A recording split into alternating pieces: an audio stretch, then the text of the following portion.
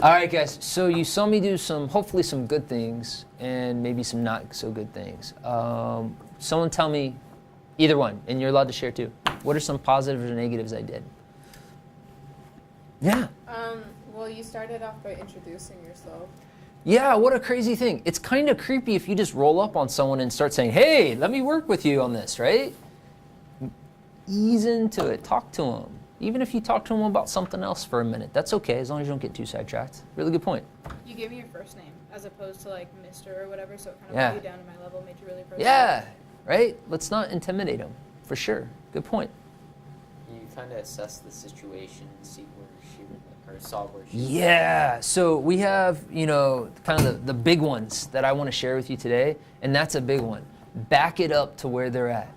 Notice this was the assignment, but this isn't what we worked on in the beginning, right? And the truth is, no matter how much I try, if she has no clue about the basics, she'll never be able to do this sheet. So I'm going to back it up to where they're at. And then we're going to come back to this, and I bet she's going to be great at it. But I'm going to find out what's her problem. Then what I'm going to do is I'm going to go to the teacher and be like, hey, you know what? She only got like 3 or 4 of these done, but I worked with her the whole period. Could she take it home for homework, or could you count it for full credit, right? Because then I'm going to be her advocate. Because we really worked on it. She got some learning. Okay, so that was really good. Back it up to where they're at. That's a big one. Okay, what else? Yeah. I had one con as you were working with her. Towards the end, you started rushing it through. Yeah. One thing was you did most of the work at the end for her. Yeah. Trying to get through it. Do you guys know whose writing this is right here? That's hers. That's hers. What about the last problem? That's yours. Who's doing the thinking? The person writing or the person telling? Person writing, right? The person writing's doing the thinking. So if I'm just like, you got this, right? You got this, right? She doesn't have to think. Okay? So you don't write for them. They do the writing. If you want to write down a practice problem or use this thing as a pointer, that's totally fine. But you don't write for them. They do the writing. So back it up to where they're at. They do the writing. What else? I think I said it wrong. I think I said telling. What do you think? Who does the thinking? The person telling or the person listening? Person telling. Yeah. So you want them to do the talking. You want them to do the thinking. So instead of saying, write down a 3, now write down a -4, now write down an X, you're going to say, what happens next? What does the next line look like? And guys, that's going to be the hardest thing you could possibly do, is to only ask questions. If you can take a kid from clueless to confident by only asking questions, you are a ninja. That is it. That's tutoring, is getting a kid to be able to figure it out by only asking the questions. I'm only like 90% ninja on a good day. I always have to throw in a question occasionally, but I try my hardest to always start with questions and go from there.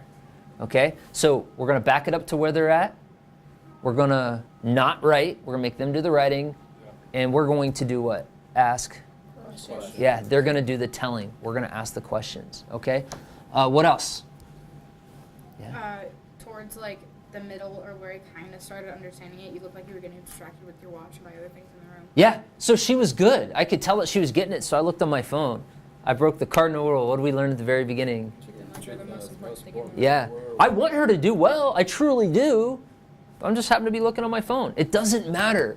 The fact you're looking at your phone sends an image, right? So we go back to treating them like the most important person in the room. All right, what else? Yeah?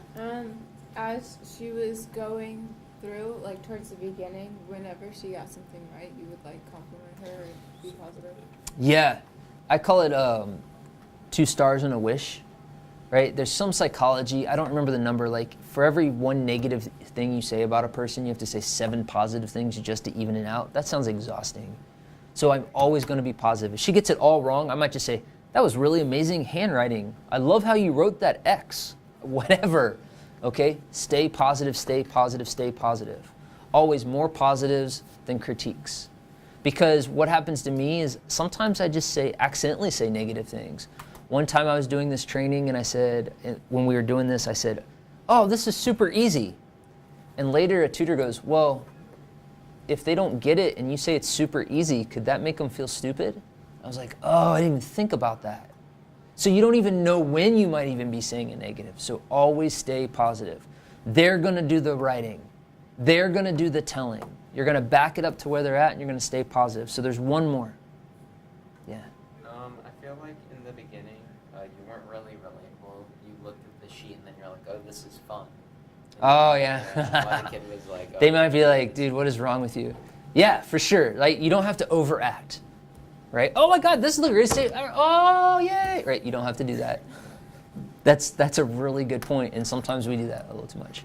How about my favorite? This is what teachers do all the time, right? I remember all these things are all things I did poorly as a teacher. Like the writing thing, I would keep a red pen on my lanyard, and I'd be like, kapow, I helped you. Kapow, I helped you. Kapow, I helped you. And I'd be exhausted, and I'd look around the room. It looked like I did 30 homework assignments because everyone's paper had red pen, right? And as a teacher, I wouldn't back it up. I'd be like, today we're on this lesson, and we got to go, and we got to move forward. Why don't you get it? Well, it's because they didn't understand the stuff before it, right? The other thing is, this is the number one teacher thing. You ready? Do you guys understand?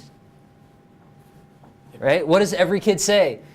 Yeah, because they know if they say yes, the teacher will go away.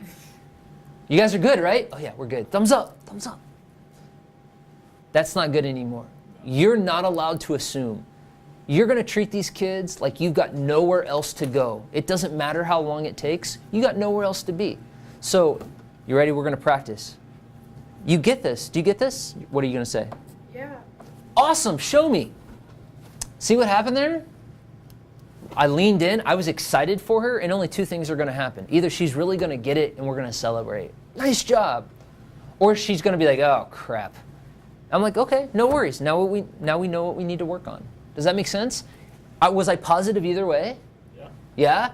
And then maybe she'll learn to stop saying yes for every question, right? That's what we want. We want to teach them how to advocate for themselves. Now, guys, you're not going to know every question. You're not going to know how to help them on every single thing. But you start them out, and you just ask them questions, and you get them thinking. And then you do this really powerful thing. It's amazing. It's life-changing. You go like this when you don't know.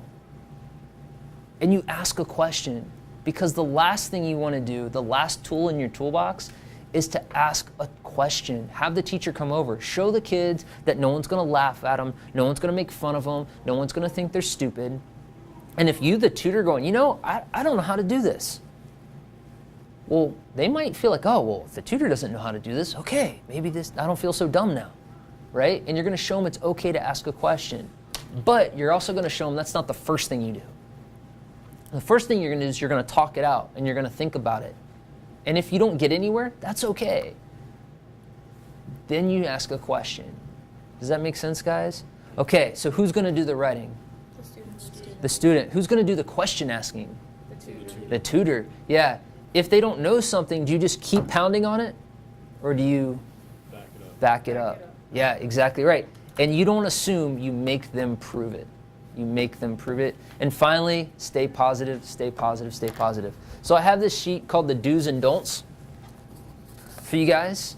And the do's and don'ts are just something that you should put under your pillow. Keep it in the classroom. This is what you should remember every day. It's what we just talked about. It's your tools. I know you're going to a math class and you're going to an English class. Don't worry about it. It's the same tools, guys.